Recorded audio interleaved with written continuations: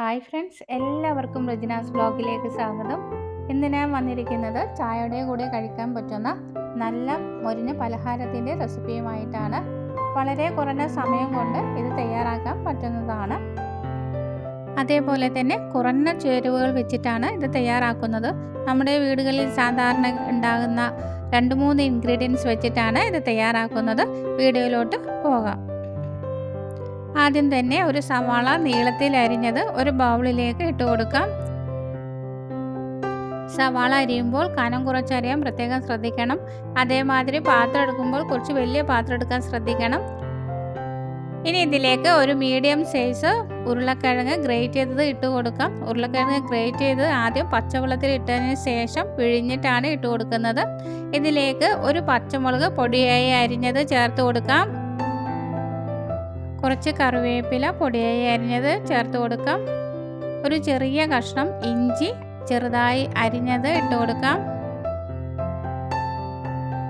ഇതിലേക്ക് 1/4 ടീസ്പൂൺ മഞ്ഞൾപ്പൊടി ചേർത്ത് കൊടുക്കാം. 1 ടീസ്പൂൺ ചില്ലി ഫ്ലേക്സ് ചേർത്ത് കൊടുക്കാം. 1/4 ടീസ്പൂൺ ഗരം മസാല ചേർത്ത് കൊടുക്കാം. ഗരം മസാല ഇല്ലെങ്കിൽ ചിക്കൻ മസാല ചേർത്താലും മതി. ഇനി ഇതിലേക്ക് 1/2 കപ്പ് വറുത്ത അരിപ്പൊടിയാണ് ചേർക്കേണ്ടത്. വറുത്ത അരിപ്പൊടി ഇല്ലെങ്കിൽ വറുക്കാത്ത അരിപ്പൊടിയും ഇതിലേക്ക് ചേർക്കാവുന്നതാണ്.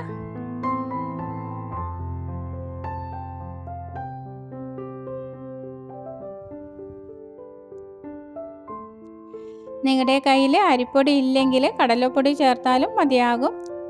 ഇതിലേക്ക് ഒരു 1/2 ടീസ്പൂൺ ഉപ്പ് ചേർത്ത് കൊടുക്കാം. അതിനുശേഷം കൈ വെച്ച് നന്നായിട്ട് ഇത് കുഴച്ചെടുക്കാം.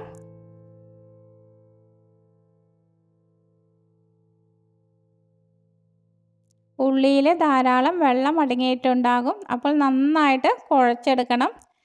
അതിനുശേഷം കുറേശ്ശെ വെള്ളം ഒഴിച്ചു കൊടുത്ത് നന്നായിട്ട് കുഴച്ചെടുക്കാം.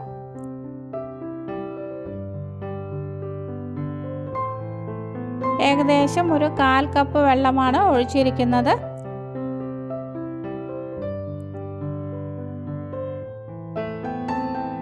നന്നായിട്ട് മിക്സ് ചെയ്ത് യോജിപ്പിച്ചെടുക്കാം.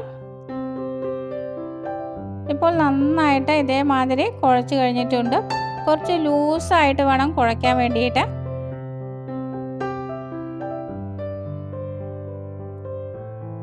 ഇതേമാതിരി ഉരുളകളാക്കിയിട്ടാണ് ഞാൻ എണ്ണയിലേക്ക് ഇടുന്നത്. അതിന് വേണ്ടിയിട്ട് ഒരു പാത്രം അടുപ്പിലേക്ക് വെക്കാം. അതിലേക്ക് വെളിച്ചെണ്ണ ഒഴിച്ചു കൊടുക്കാം.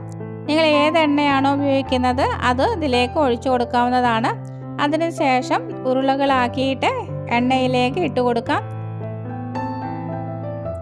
എണ്ണ നന്നായിട്ട് തിളച്ചതിന് ശേഷം മാത്രമേ ഇതിലേക്ക് ഇട്ട് കൊടുക്കാൻ പാടുള്ളൂ.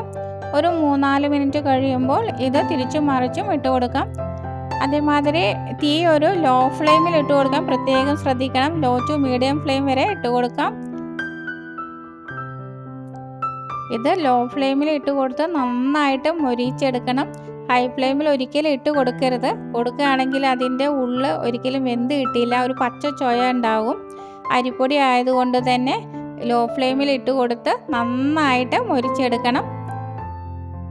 ഇപ്പോൾ ഒരു ട്രിപ്പ് നമ്മൾ നന്നായി മൊരിച്ചു കഴിഞ്ഞു. ഇനി രണ്ടാമത്തതും ഇതേമാതിരി ഇട്ട് കൊടുത്ത് മൊരിച്ചെടുക്കാം. തിരിച്ചും മറിച്ചും ഇട്ട് നന്നായിട്ട് ബ്രൗൺ കളർ ആയതിനു ശേഷം മാത്രമേ ഇത് എണ്ണയിൽ നിന്നും വറുത്ത് കോരാവൂ.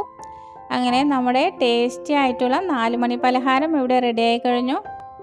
എല്ലാവരും ഇതുണ്ടാക്കി നോക്കിയിട്ട് ഫീഡ്ബാക്ക് അറിയിക്കണം കേട്ടോ.